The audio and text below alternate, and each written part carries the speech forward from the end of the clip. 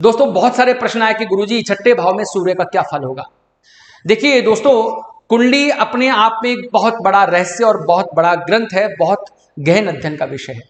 कुंडली में 12 घर होते हैं, 12 हाउसेज होते हैं, 12 राशियां होती हैं, 9 ग्रह जिसमें 2 तारा ग्रह हैं, सूर्य चंद्रमा, 5 ग्रह हैं और 2 छाया ग्रह हैं। इन सबको मिलाकर के 9 ग्रह बोले गए हैं। तो 9 ग्रह, 12 राशि और 12 भाव मिलकर के परम्यूटेशन और कॉम्बिनेशन का एक ऐसा योग बनता है जिसमें बहुत सारे भाव, बहुत सारी बिंदु आते हैं, जब जाके कुंडली का प्रेडिक्शन किया जाता है। चूंकि 12 भाव अलग अलग चीजें बताते हैं, ये आप स्वयं हैं, आपका स्वभाव है, ये आपका धन परिवार है, ये आपका मेहनत, आपकी यात्राएं हैं, आपका कम्युनिकेशन, ये आपका सुख है, गाड़ी घोड़े हैं, ये आपकी बुद्धि है, ये आपका रोग ऋण रिपु लिटिगेशन है, ये आपकी भार्य या पत्नी है, पार्टनर्स हैं, ये आपकी आयु मृत्यु है, ये पिता आपका भाग्य है, ये आपका कर्म है, ये आपके फुलफिलमेंट ऑफ डिजायर है, आपकी इच्छाओं की पूर्ति है, और ये भाव आपके खर्चे, हॉस्पिटल्स हैं, विदेश वाला भाव है। दोस्तों 12 भावों के 12 प्रकार, 12 एट्रीब्यूट्स, इनमें 6, 8, 12 को त्रिक स्थान, दुख स्थान बोला गया। कई बार 3, 6, 8, 12 को भी त्रिक स्थान बोला जाता है और 3, 6, 11 को त्रिषणाय भाव बोला जाता है। सब लोग क्या करते हैं, उनका एक ही प्रश्न होता है, मेरा भाग्य कैसा होगा, मैं व्यवसाय करूंगा या नौकरी करूंगा, मेरे पास धन कितना होगा, मैं कितना करोड़पति अरबपति बनूंगा, मेरे बच्चे कैसे होंगे, मेरे पास कितनी गाड़ी घोड़े होंगे। लेकिन कभी 6, 8, 12 के प्रश्न जल्दी से नहीं पूछता। वो पूछता कब है, जब वो मुसीबत में होता है, जब उसको कोई रोग लग जाता है, कर्ज लग जाता है, कोई कानूनी कार्रवाई हो जाती है, जेल के योग बन जाते हैं, या कोई मृत्यु तुल्य कष्ट बन जाता है, अचानक कोई लॉस हो जाता है, और कई बार उसको विदेश जाना होता है। विदेश भी अपने आप में एक तरह का, मैं क्या मानता हूं, दुख मानता हूं, क्योंकि अपनी सोशल लाइफ को छोड़ करके कमाने के लिए हमको बाहर जाना पड़ता है और अकेले पड़े रहना पड़ता है। अब चूंकि प्रश्न तो क्या है, प्रश्न तो यह है कि छठे भाव में सूर्य का क्या फल होगा। लोग क्या करते हैं, इन भावों की अगर पहले से ही रेमेडीज करना स्टार्ट कर दें तो ये एक एफडी बन जाती है। आपने सुना तो होगा कि दुख में सुमिरन सब करें, सुख में करे न कोई, जो सुख में सुमिरन करे दुख काहे को होए।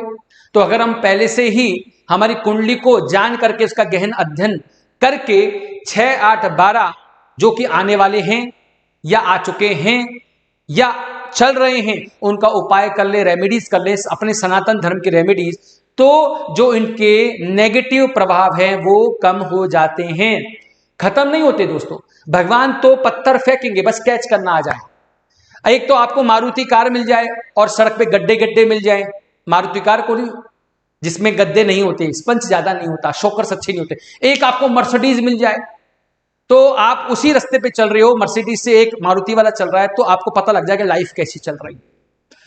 तो अगर 6, 8, 12 की पहले से हम रेमेडीज कर रहे हैं तो हमारे को ये जो दुख है उनकी जो वेलोसिटी है वो थोड़ी कम मिलती है। क्योंकि सूर्य छठे भाव में तो क्या होगा, सूर्य क्या है, सूर्य प्रचंड है, अग्नि, क्रूर नहीं। पिता क्रूर होते हैं, पापी नहीं होते। तो मैं सूर्य को कभी पापी नहीं बोलता, मैं क्रूर बोलता हूं। तो पिता क्रूर होते हैं, पापी नहीं होते हैं। तो सूर्य को पिता की श्रेणी में रखा गया है। ख्याति, गुडविल, हमारा आत्मा का ग्रह, हमारे रोग प्रतिरोधक क्षमताएं, हमारा अहंकार, हमारा स्वाभिमान, सब सूर्य से देखा जाएगा। सूर्य जिसका प्रभावी होता है उसका ललाट बहुत गजब का होता है, उसके हाथ की सूर्य की रेखा भी बहुत गजब की होती है, उसके सामने आके जल्दी से कोई टिकता नहीं अगर आपका सूर्य बहुत जोरदार है। वो अहंकारी होता है, राजा समान होता है। सूर्य छठे भाव में आ जाए और यहां पर बलशाली हो जाए, साथ में कारकेश हो जाए, अकारक नहीं कारकेश हो जाए यहां छठे भाव में, तो छठा भाव है किसका, यह रोग रण रिपु लिटिगेशन, चिंता का भाव है, प्रतियोगिताओं का भाव है।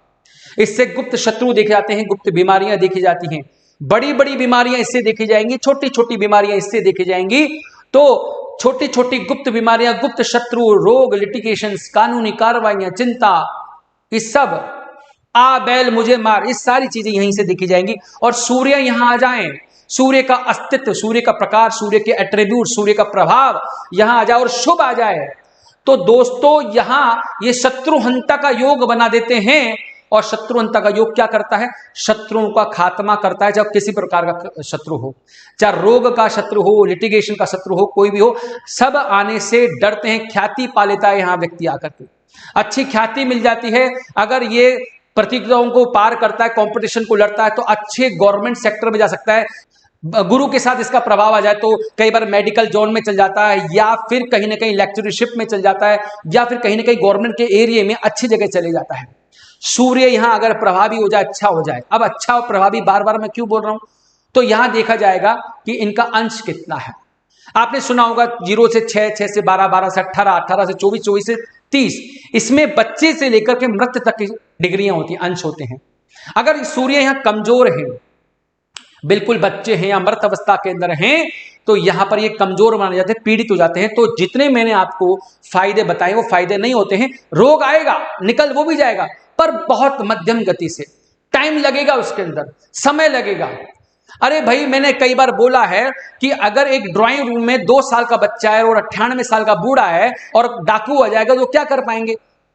कितना विरोध कर पाएंगे? विरोध तो करेंगे वो भी, जितनी उनकी शक्ति है वो विरोध करेंगे।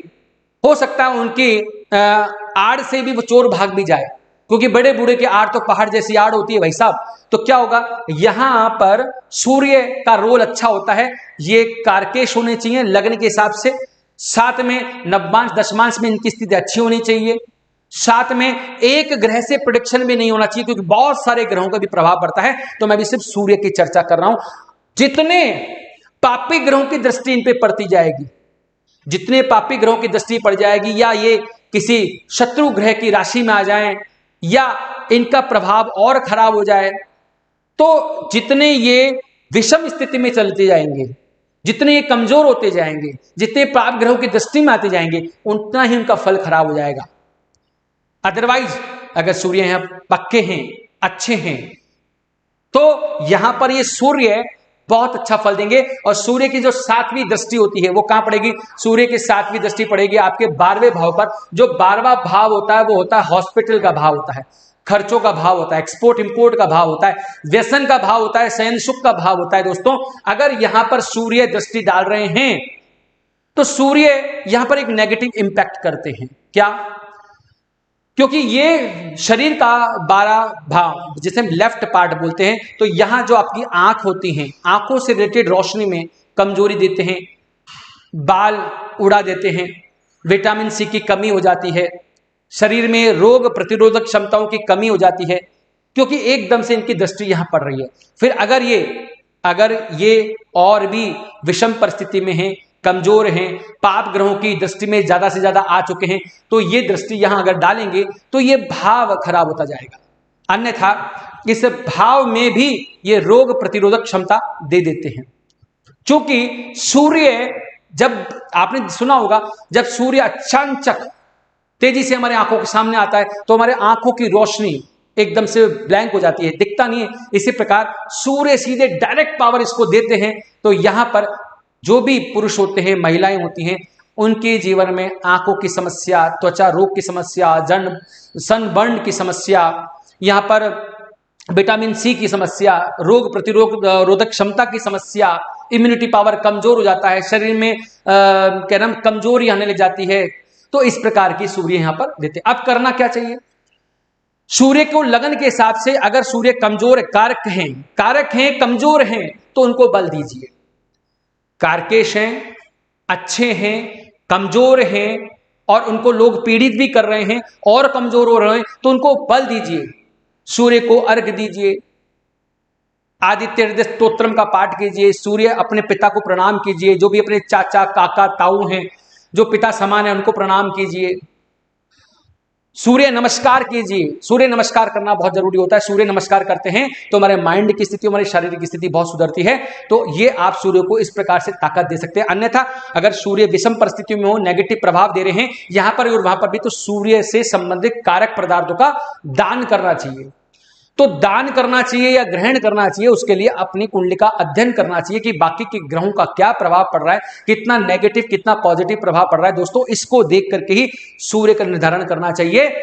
यहां पर सूर्य का प्रभाव अपनी कुंडली में आप इंप्लीमेंट करके देखिए कि कितनी चीजें आपके साथ में ठीक है मैच होती है।